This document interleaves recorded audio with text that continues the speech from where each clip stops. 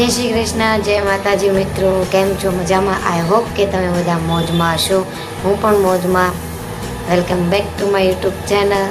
તો ઘણા ટાઈમથી મિત્રો આપણા વિડીયો આવ્યા નથી, કારણ કે હમણાંથી આપણે હતા કેમ્પમાં એનસીસીના, અને એ પહેલાં એનસીસીના કેમ્પની પ્રેક્ટિસ ચાલતી હતી, એટલે આપણને એવો ટાઈમ નહીં મળ્યો હતો કે આપણે વિડીયો બનાવીને અપલોડ કરી શકીએ. પણ હવે આપણે એવું ટ્રાય કરીશું કે 2-3 દિવસે, 1-2 દિવસે આપણે એક વિડીયો અપલોડ કરીએ. તો સપોર્ટ કરતા રહેજો, સપોર્ટ કરવાનું છોડતા નહીં બસ.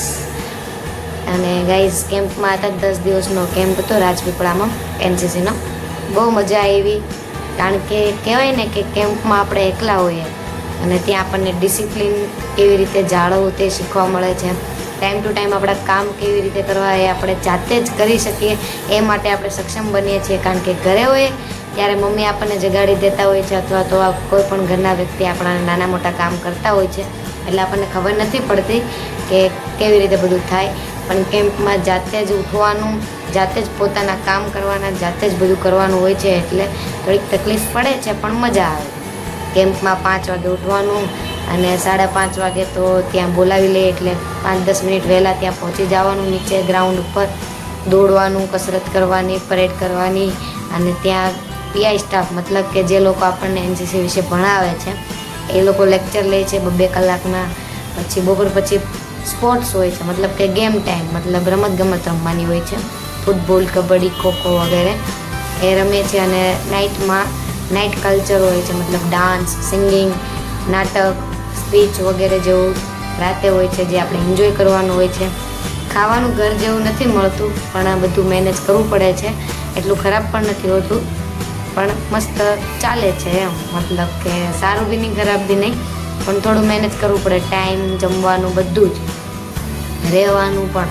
કારણ કે ત્યાં કોઈ આપણા ઘરના લોકો નથી હોતા, બધા આપણા ફ્રેન્ડ હોય છે, નવા ફ્રેન્ડ બને છે. બીજી કોલેજના લોકો આવે છે, બીજી શહેરના લોકો આવે છે, જેની હારે આપણે કેવી રીતે વર્તન કરવું તે આપણને શીખવા મળે છે. અને નવા મિત્રો બને છે. કોઈક સાથે તો આપણે એટલી મિત્રતા થઈ જાય કે ભલે 10 દિવસનો જ સમય હોય, પણ એવું ન લાગે કે આ લોકો અજાણ્યા હતા. એટલું આમ એ લોકો હારે આપણે ભળી જઈએ છીએ અને મજા આવે છે કેમ્પમાં. બસ થોડીક ઘરની યાદ આવે પણ ચાલે અમે, કારણ કે કંઈક કરવું હોય તો કંઈક ખોવું પડે. 10 દિવસના કેમ્પમાં તમે એટલું શીખો કે કઈ રીતે એકલું રહેવું, કઈ રીતે આપણે ટાઈમ બધો સેટ કરવો, આપણું કામ કઈ રીતે કરવું. બસ એ બધું શીખા. બહુ મજા આવી. ઘણી કોમ્પિટિશન પણ હતી જેમાં ભાગ લીધો, જેમાં નંબર પણ આવ્યા કોલેજ તરફથી. પૂરી કોલેજને નંબર આવ્યા, કારણ કે ગ્રુપ વસ્તુ હોય છે બધી, એકલામાં કંઈ હોતું નથી. ટીમ વર્ક કરવાનું હોય છે. અને કેમ્પમાં મોબાઈલ અલાઉડ ન હતા, છતાં જે કેમેરામેન હતા, મતલબ કે કોઈ 1-2 છોકરીઓ હોય છે જે આખા કેમ્પ દરમિયાન બધા ફોટોઝ ક્લિક કરે છે. એટલે એમાંથી છોકરી એ મારી ફ્રેન્ડ જ હતી, જે અમારા કોલેજની હતી. એટલે એના મોબાઈલમાં ઘણા ફોટા પાડ્યા અમે. તેના મોબાઈલમાં મારો એક સોલો સિંગિંગનો વિડીયો પણ છે, જેની ક્લિપ એણે આખી ઉતારેલી છે, જે આપણે તમને બતાવશું આ જ બ્લોગમાં. તો કન્ટિન્યુ બન્યા રહેજો. જગ જૂની આન જોને ગરવો ગઢ ગિરનાર,